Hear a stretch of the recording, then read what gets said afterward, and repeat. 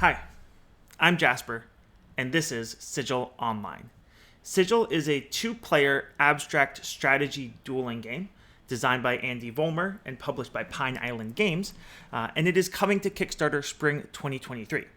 But until then, we've coded up our own free-to-play browser-based version of the game so that you can check it out, challenge your friends and strangers.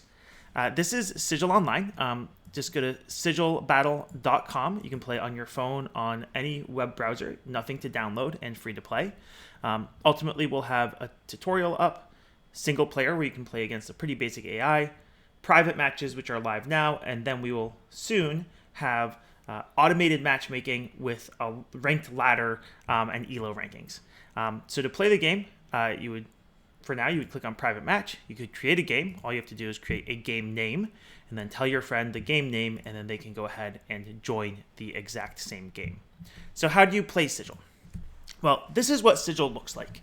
In it is red versus blue. In this game, we are red, as you can see over here.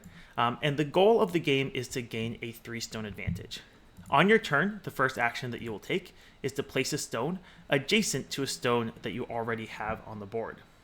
Then you could pass your turn, and your opponent would get to go. You can see this little stone sliding back and forth over here. This is the scorekeeping stone. It shows the difference in how many stones we each have on the board. Red always goes first in Sigil, and so blue starts with a 1-stone advantage, which means the scorekeeping stone is a blue stone for scorekeeping purposes. So blue has 1, 2, 3 stones on the board, and we have 2 stones on the board. Of course, once we take our turn, now we are tied. And you go back and forth, which isn't that exciting until you start actually fighting your opponent. So we're going to fast forward a little bit to this point in the game. So we're still red here. It's a little bit of a different board. But I want to show what happens when you actually start placing stones on top of where your opponent has pieces. So as you can see, we have all of these legal moves, which are nodes that are adjacent to stones that we have on the board. So what happens if we place a stone on top of this blue stone right here? Well, when you place a stone on top of an opposing piece, it pushes their stone through their own territory to the closest empty node. So in that case, there are 2 empty nodes right here and right here.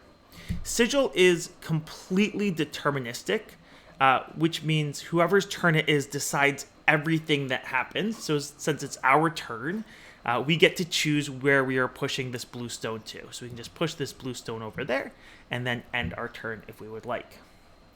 Now, sometimes, so we're blue now for this example, sometimes you'll get into a situation where you'll want to place a stone on top of an opposing piece, but that piece has nowhere to go. It can't slide through its own color because it's completely surrounded. When that happens, that stone gets crushed and removed from the game. And this is the primary way that you'll start gaining an advantage in Sigil, is by surrounding and crushing your opponent's pieces. In addition to your regular move that you can take each turn, you'll notice that after you make your regular move, there is this optional move right here that is called a dash. And so I'm going to show you how that works now. To dash, first you take your regular move on a turn, and then you have the option of dashing. To dash, you would first sacrifice any 2 stones. They don't have to be touching each other. And then you can make 1 more regular move.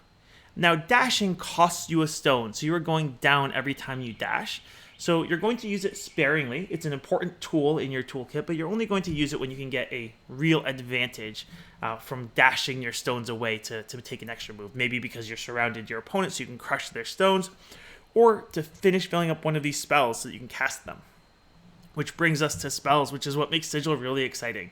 So I'm going to go ahead and move on to this next example over here. So we're red again, and it's our first move. So we get to make a regular move, and we can place a stone here. So after your regular move where you place a stone, and after your optional dash, you'll have an option to cast a spell if you're able to. And that's what makes this game really, really fun.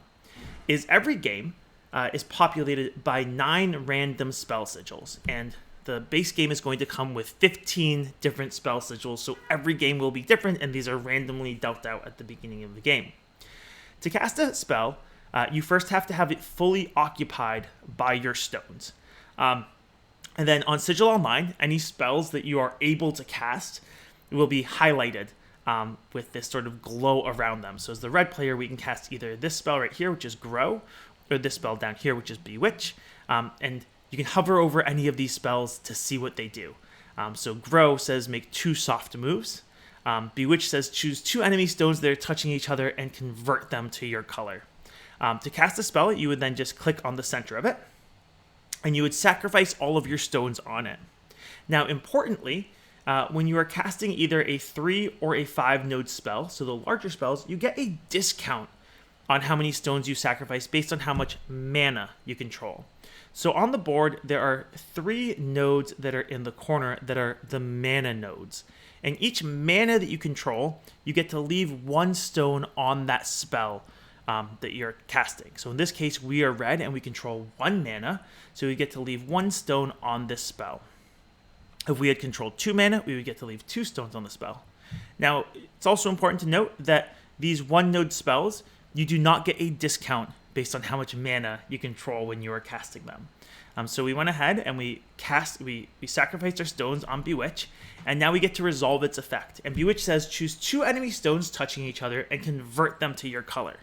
So we get to choose any 2 blue stones that are adjacent to each other and make them red, which is pretty dang cool. Now you'll notice that after that happened, we got a nice little advantage getting some stones over here to start fighting our opponent over these spells. But also, now this spell that we just cast is ringed in red, and right here, this die ticked up to the number 1.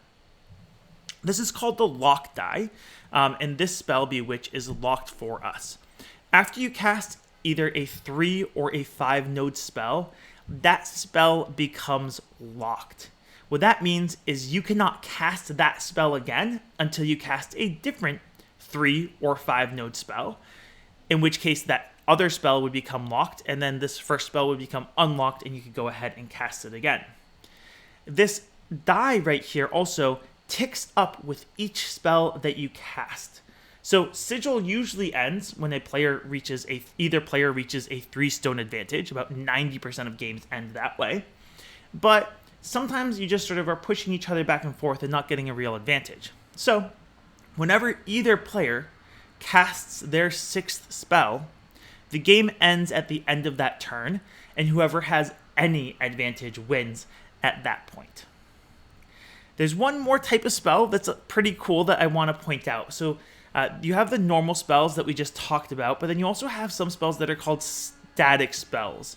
And these are represented, they say static in capital letters. And in the ultimate game, we're developing a little bit more of a visual differentiator of this group of spells. Static spells aren't cast. Instead, if you fully occupy them with your stones, you get a permanent benefit. So on this board, you can see there's 3 static spells. The first is Seal of Summer. It says static, you may cast 2 spells on your turn. So if we had a stone here, then we would get to cast 2 spells on a turn instead of 1 per turn, assuming that we occupy it and that we can. Down here is Seal of Wind, which says static, your first move each turn is a blink move.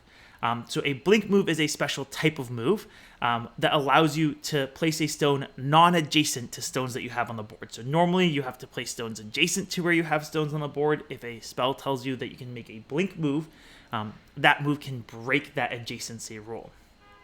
And then Seal of Lightning, which we almost have filled, says your dash only requires 1 sacrifice. So let's go ahead and fill Seal of Lightning with our regular move each turn. Now, it's important, you get the benefit of a static spell as soon as you fully occupy it. So now, as the blue player, we could dash, and we only have to sacrifice 1 stone instead of the regular 2, and we get to then resolve the dash by making another regular move.